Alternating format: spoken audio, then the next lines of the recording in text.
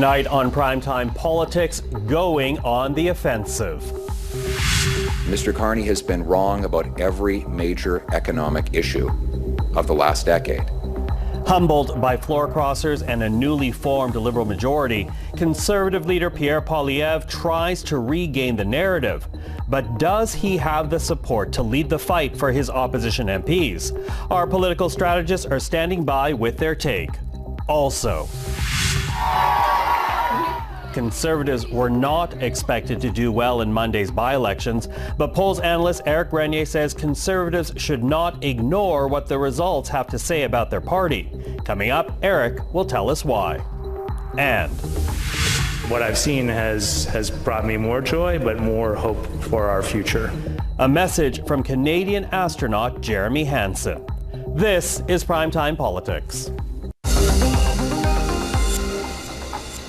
Hello everyone, I'm Michael Serapio. The Conservative leader returned to his unofficial speaking tour today, outlining his vision for Canada's economy during a $140 a plate lunch at the Canadian Club in Toronto. Now, it's also a comforting illusion to say that these are the problems created by the earlier Liberal government, but that they've learned and changed. That's what Mr. Carney promised in the last election. He promised that he would backtrack on everything he had said and written for 10 years and everything that his party had done in the previous decade. So what has changed? Really? Strip away the adjustments for style, image, ignore the speeches and the promises. What has really changed? If you asked a neutral and objective AI bot to go into all of the policies on the books of the Government of Canada, what would you find has actually changed in the last year? Deficits and spending are both higher, a lot higher. Taxes, they're about the same. Laws passed by Trudeau to block resource development and free criminals, all of them are still on the books. Those are the facts. Everything else is an illusion. Now, since January, Canadians have seen a change in tactic from Mr. Poilievre, demonstrating greater cooperation in Parliament, spending more time in front of the cameras to reintroduce himself to Canadians, and traveling internationally to sell his trade and foreign policy vision for this country. But any momentum his efforts were building were derailed 2 weeks ago when another Conservative MP, Marilyn Gladu, crossed the floor to join the Carney government. And then, on Monday, the Liberals secured a majority by winning 3 by-elections, 2 in Toronto and 1 in Montreal. Now, those 3 by-election wins and the 4 MPs who left the Poilievre team means Conservatives are not expected to form government anytime soon, and there continues to be speculation that others may still join the Carney Liberals, leaving questions right now about Poilievre's leadership. And to talk about this, we're now joined by our political strategist. Susan Smith is a Liberal strategist, co-founder and principal at Blue Sky Strategy Group. Cole Hogan is a Conservative strategist, and George Soule is an NDP strategist, founder and principal at On Step Strategies. Hello to all three of you. Nice to have you back in studio. Hello. Nice to be here, Michael. So, I'm going to begin with this speech that we heard at the Canadian Club today, because, as I said, this is a bit of a strategy for the Conservative leader here. This indictment of sorts against the Prime Minister, his first year in office. What do you three make of this communication strategy up against the fact that, Mr. Poilievre has lost another MP and the fact that these 3 by-elections all went to the Liberals and they now have a majority? Cole, what do you make of this strategy? Sure. So looking at the 3 by-election results, these are not ridings that we were competitive in. We didn't really contend in these elections, and I don't think anyone expected there to be a Conservative win in any 3 of these. But, the fight's not over, and, the battle and campaign must continue. So just because those 3 by-elections happened, and those were all 3 Liberal wins, and the Liberals maintains, and, I like to say they thrifted this majority, but now that they have it, does that mean that absolutely everything should change? We had this conversation in Calgary as well. We're talking about what are the additional add-ons so we can get that extra 1 million votes. And we saw Pierre Poilievre make some adjustments, which I think received some overwhelming, positive feedback in terms of the press gallery and people saying, all right, this is a different side of Pierre who's trying to strike a more diplomatic prime ministerial tone. We saw the appearance on Joe Rogan, which obviously made some waves and was in the news for weeks after it happened. And, yes, there's been a lot of floor crossing. There's questions there, right? There is the need to actually reflect on what's happened, why people are leaving. I would argue these are not moves of principle, but one of political opportunism. But there's still a conversation to be had where what can Pierre do in terms of managing caucus and working within his own team to make sure that they can all work together to get those extra million votes and form the next government. Okay, we'll get to the challenge for Mr. Poilievre, but I hear deep breathing to my side here. Susan. Where do we start? A couple things.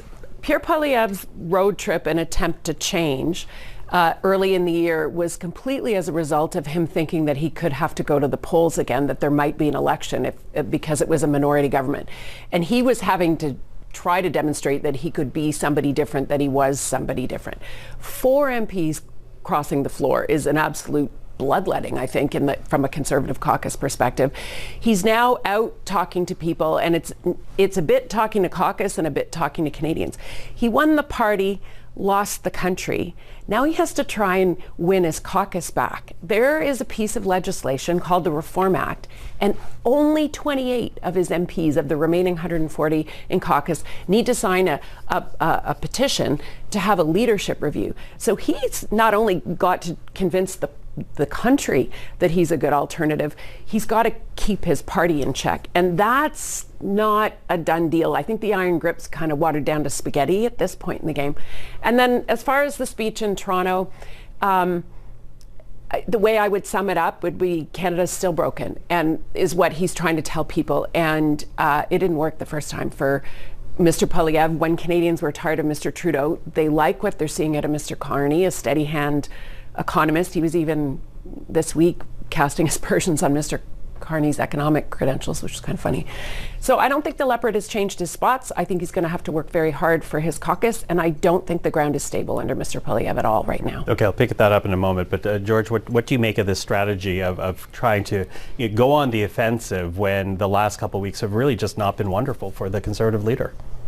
Well, yeah, I mean, he's got to do what he's got to do, I guess. Like, there's no other options. What is interesting is he's saying it's a new message, but the idea of trying to compare Mark Carney and say he's the same as Justin Trudeau, which is a lot of that message we just saw in the clip about how nothing has really changed since Justin Trudeau, like, no one's going to buy that. I mean, it's just, it's an absurd suggestion. It doesn't fit into anything that's real out there. And I don't think that, and so that's one. And I think two, going after Mr. Carney, whether it's about his education or even just as he did in this speech about Mr. Carney's economic bona fides, like, those things are things that people intrinsically believe about Mr. Carney. So trying to go after those two, like to say that he's the same as Justin Trudeau or that he's not a good economist, both those two arguments are super weak and just won't pass any nod test. So I don't know what he's trying to do with this. I mean, I agree with Susan, there's lots of problems within the caucus and all those things he's got to worry about, but like this speech, it just sounds so tone deaf to me. He's not proposing anything himself, and he's making two arguments that no one's going to buy. Okay. Listen, let's get to the caucus loyalty here and the challenges he may have. Nodding your head enthusiastically, because ultimately we did see a number of Conservative MPs yesterday go to the microphone, saying that they have Pierre Poilievre's back, they're supporting him, but not as buoyant, clearly, as what we were seeing from the Liberal caucus yesterday. How secure is Mr. Poilievre right now amongst his caucus members? I would still say it's pretty secure. I don't think caucus is really chomping at the bit. No one's putting their name forward to say, like, oh, well, I'm having some serious questions about Pierre's leadership. And there's a few reasons for that. So we can address, the secure part and the not so secure part. The secure part is he did get that 87%. I do think caucus sees his ability to get that extra million votes because he did bring the Conservatives to a level that they haven't been. Like, Scheer didn't get to this point, O'Toole didn't get to this point. Pierre got in a lot of new votes and brought in that blue collar coalition, in the GTA, places in BC, Southern Ontario as well. Like, they gained a lot of support there, so they see that he can finish the job, and they believe in his effort to be a relentless campaigner because he is. Do they believe for another 3.5 years? Because that could be as long as they have to wait. That's where the test will come in, right? Like, admittedly, there needs to be some work done to talk to caucus members and say, hey, look, like, being a Conservative in Ottawa, like, you're used to, like, you're in for the long haul, you're in for the fight, and you're there because you believe in Conservative principles. So they have to have that conversation to say, how do we keep this ship together, and how does he get some more buy-in for his leadership so he can actually have caucus together, unified for the next election when, Carney has a majority now, but now is the time that Conservatives need to hold him accountable more than ever because there's no more excuses, and he has to actually get down to business, get a pipeline built, get some energy moving, and get things done. That's a lot of optimism, Cole, and trying to deflect on Mr. Forever Poilievre. an Caucus optimist. was behind him when they thought they were going to win, when they were 25% ahead of Justin Trudeau's Liberals. Now, not only are they is the Conservative Party polling behind the Liberal Party, but Mr. Poilievre is polling behind his own party. So he has a lot of work to do behind the scenes. There was a memo just a couple weeks ago that caused further disgruntlement where basically people in Mr. Poilievre's office sent a note to MP, to his caucus members saying, what have you done for me recently? Show me your social media where you're boosting up the party, you're slagging the government. That's not how you build caucus loyalty. Mr. Poilievre himself was the architect of Erin O'Toole's demise, so he needs to be very careful. He's taught a few people how to do that.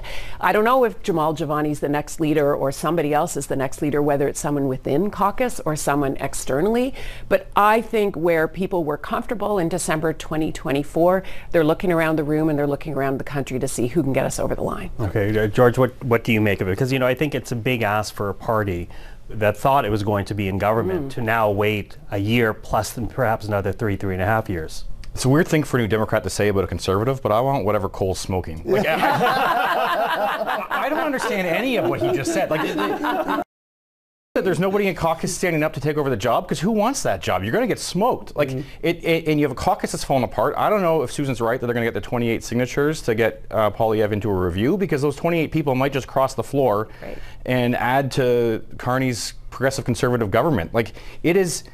None of that makes any sense. Like, the reason that nobody is trying to overthrow Pierre Poilievre right now is because there's nobody putting their hand up, because there's no replacement. Because why would you want the job right now while Carney's so far ahead and doing all the things largely that most, like the conservative voters, not conservative members, but conservative voters, want to see a government do anyway? So, like, I just think that's part of what's happened. Partly he's safe because it's just he's such a bad position that, and he's brought the party to a place that nobody feels that they can actually turn it around at this point. Like, I think they want to let him kind of rot on the vine for a while, and then maybe come in as a savior and set things up later. But as it stands, the Conservative Party's nowhere. Like, look at the last by-elections. I'm not going to brag about how the NDP did in these things, but I will say that the Conservatives came third in Toronto again. The NDP did overstep them in one of the ridings and lost votes. Conservatives lost votes everywhere. Yeah. Like, they did worse in this than they did in the by-elections. I take the point, no one expected them to win. But if Poilievre walks into that caucus room and wants to have any kind of wind in his sails and has to admit that they lost votes, like, there's no argument for the Conservatives doing well right now. None. And so, like, I think that's the only thing that's keeping him safe right now, is that nobody wants his job. And eventually somebody will put the hand up. I'm surprised I didn't see any Liberals for Pierre buttons at the convention this past weekend in Montreal, but there were probably quite a few. Did you There was spot a handmade T-shirt of that at the Liberal convention. Listen, I got very little time here, so I just want a quick yes or no from you. Are we going to see more Fuller Crossers? Potentially. Probably. I'll follow the rules, yes. Okay, so we're watching. Okay, listen, it's not all about Pierre and the Conservatives. Cool. Just for you. We now have a government that has a majority. So I'm kind of wondering, what onus does that put on the Prime Minister to prove he knows and is deserving, know what to do with this majority and is deserving of it, Cole? Yeah, this is where the rubber hits the road. They have to actually do all the things they said they were going to do to build at speeds never seen before. Like, now, it actually has to happen. You have no excuses. You have a majority. They'll probably reconstitute the committees at some point, so they have a majority on all the committees, and nothing's stopping you. And, nothing was stopping you beforehand either. Like, the Conservatives were voting with the Liberals on a lot of issues. So that spirit of... Come February. They weren't in the fall. I mean, hey, let's be honest. The spirit of cooperation and the Team Canada approach ebbs and flows, but I think there was a lot of consensus on a lot of issues, especially as it related to, crime, immigration, spending, tax bills. So we're going to see a lot of consensus across the aisle on these things, but now the Liberals don't have to worry if we oppose them on certain things, because they can just get everything through. And the Conservatives don't have to worry that there's an election. Well, how will they actually, so the accountability will come at the ballot box as well, where we'll have to see whether or not, like, Carney can actually get a pipeline built. Can you actually get a pipeline to Tidewater, across BC? Are these things, these national energy projects, going to actually happen? And Conservatives will be there to hold them to account. Okay. What onus does this put on the government now, Sue? Well, I think the Prime Minister keeps doing what he said he would do, and that he's already been doing, reversing the gas tax the first day and alleviating it even just this week because of the war in the Middle East and the constraints in the Strait of Hormuz.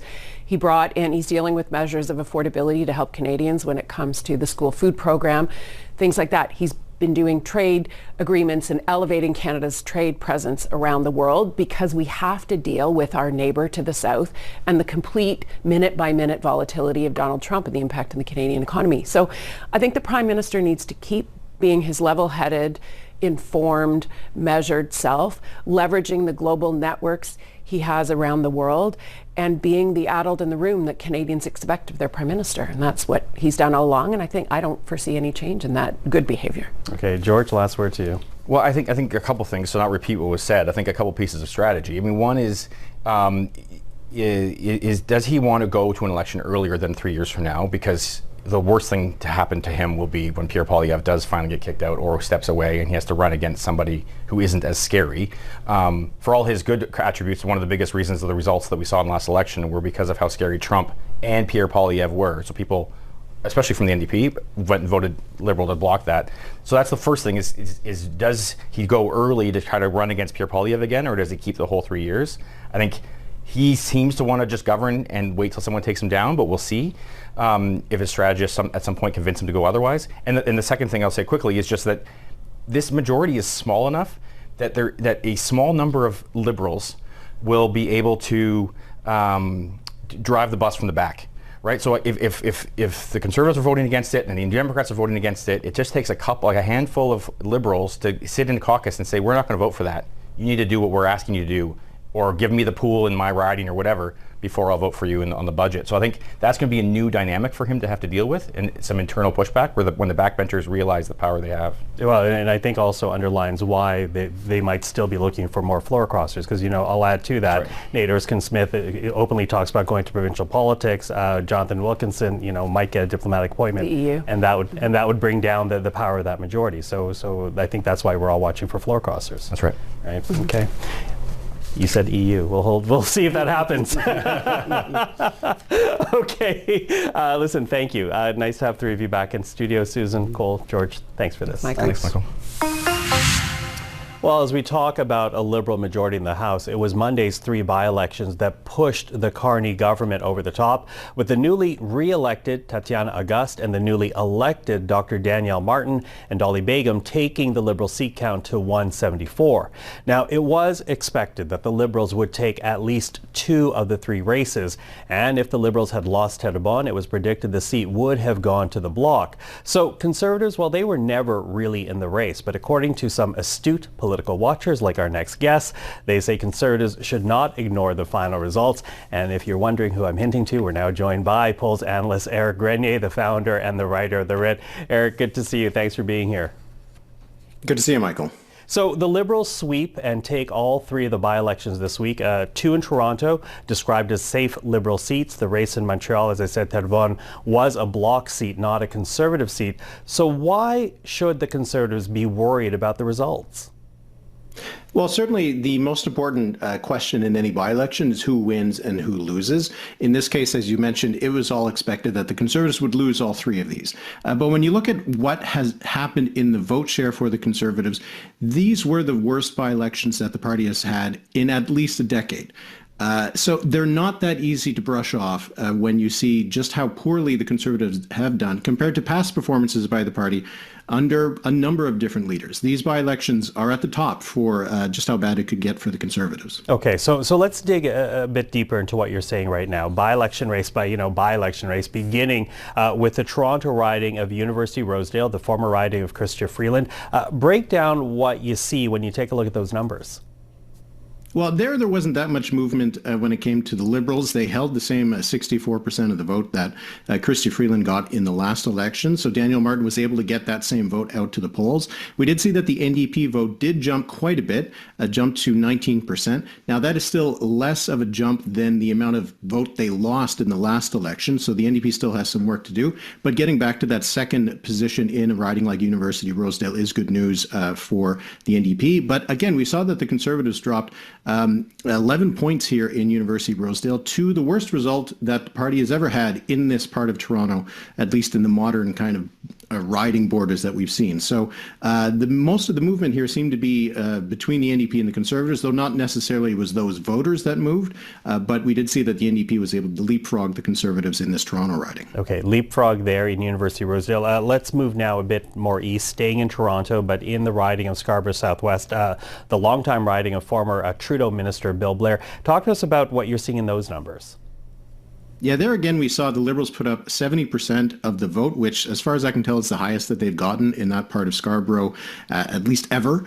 And for the Conservatives, they had 31% in the last election. It's not necessarily a good Conservative riding. It actually went to the NDP in 2011. The Conservatives haven't held it since the Brian Mulroney years. But it is still a diverse riding. It's a suburban riding in the inner suburbs of Toronto. And to see the Conservative vote here drop by 12 points down to just 18%, again, this is the worst result they've had in this area. So when you see those kinds of results, they do set off a few alarm bells. It's not just a drop, it's a big drop, and a drop to a level that the Conservatives haven't seen before in this part of Toronto. Okay, and the third by-election, really the closest race of this past week, the by-election in Terrebonne. Talk to us about that. Yeah, that was probably the one that was also the most interesting, but also maybe the most surprising. The vote just absolutely polarized between the Liberals and the Bloc Québécois, who combined took over 95% of the vote. Voters in that riding had been told time and time again how much their vote counted, because obviously in the previous election it had been decided by one vote. So I think that voters in Terrebonne were particularly motivated not to, quote unquote, waste their vote on a party that wasn't in contention. Both the Liberals and the Bloc saw their vote increase by a significant amount. The Liberals to their highest level since 1980, when Pierre Trudeau won 74 of 75 seats in Quebec.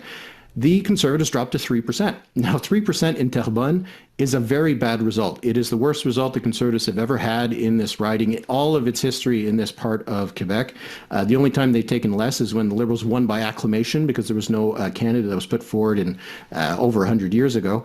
And so just to see this kind of result here, a drop of 15 points, this is the worst performance that the Conservatives have had in a by-election since the last years of the Stephen Harper government, when people were moving away from the Conservatives, going over to the Liberals, and of course that foreshadowed the defeat that was coming in 2015. Okay, so those are the three races. So when you take all of that, then Eric, what message do you think, or perhaps warning you think, that Conservatives should be taking out of all this?